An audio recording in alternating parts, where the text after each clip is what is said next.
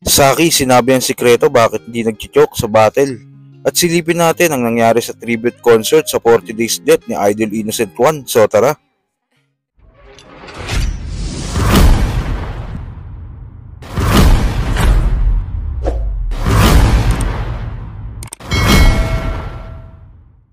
Sa review nga na ginawa ni Saki sa laban nila ni Poison 13 sa sunugan sa Kumu noon, dito sinabi niya ang ginagawa niyang style na pag-construct ng mga linya niya para hindi siya maligaw at mag-choke. Palyadong organs.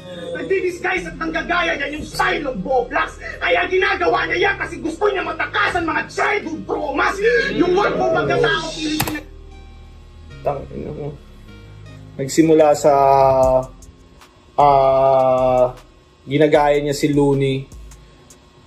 Mula dun sa angle na ginagaya niya si Looney or gusto niya maging kapalit ni Looney, naglagay muna ako ng ilang jokes dun sa angle na yon bago ako tumawid dito sa parang, kung mapapansin nyo, laging gusto niya maging ibang tao.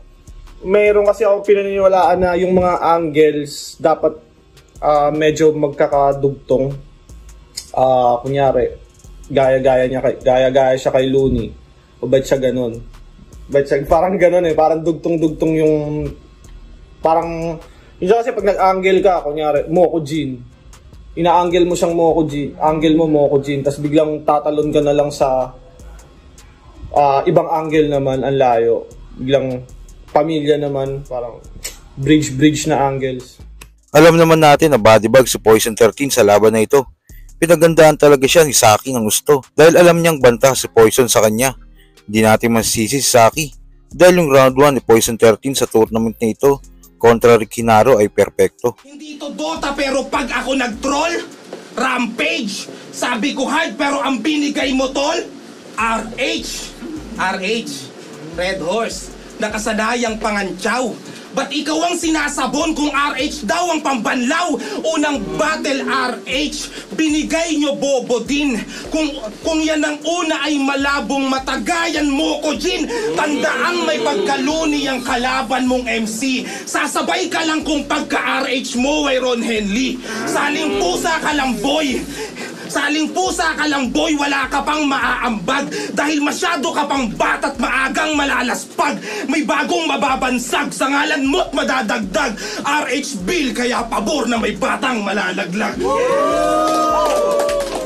Halimuya kong hatid, nilalanghap mong toxic gas. Tsak gulpito at ultimo, yung ulti ko may omnislash. Kung sa tingin mo pananaw na may roon kang konting chance, parang tumitig ka kay Cyclops habang naka-optic blast. Nagtagumpay kang mabigo. Kaya bilang parangal, makikita mong kadiliman ay ako at balanar. Dahil kahit pamatus, nakahanda akong mag-push. Uubusin ko damo, wala kang tatago ang bush. Ngayon saan ka pupunta? Di ka sa'kin uubra. Bakit ka nang gagambala ng dragon kung uud ka? Para lahat madominate, sa domino mapupunta. Dahil ang last man standing kung sino magtutumba. Bago tayo mapunta sa huling balita mga kuys, mahilig ka ba sa mga sports tulad ng basketball, boxing o UFC? May pagkakataon na gusto mong pumusta? Ito at ipapakilala ko sa inyo si 1xBet. Ang 1xBet ang pinakamalaking betting company sa buong mundo. At sila din ang may pinakamalaking casino at slot platform. Madaling mag-cash out at mag-cash in dito gamit ang GCash, Maya, crypto o kahit ang iyong bank account pa. Kaya ano pang hinihintay mo? Click mo na yung link sa comment section sa ibaba at mag-register. Gamitin mo ang promo code ko na Kuya77 para makakuha kayo ng up to 7,000 na bonus sa una nyong deposit. Bookmaker Company. Sa kabilang balita naman, ngayong araw nga ang 40 Days Death ni Innocent 1. Kaya ngayon ginanap ang tribute concert na para sa kanya. Alay ito ng malilapit na kaibigan at kagrupo. Tara at silipin natin ang kaganapan sa 40 Days Death tribute concert ni Innocent 1.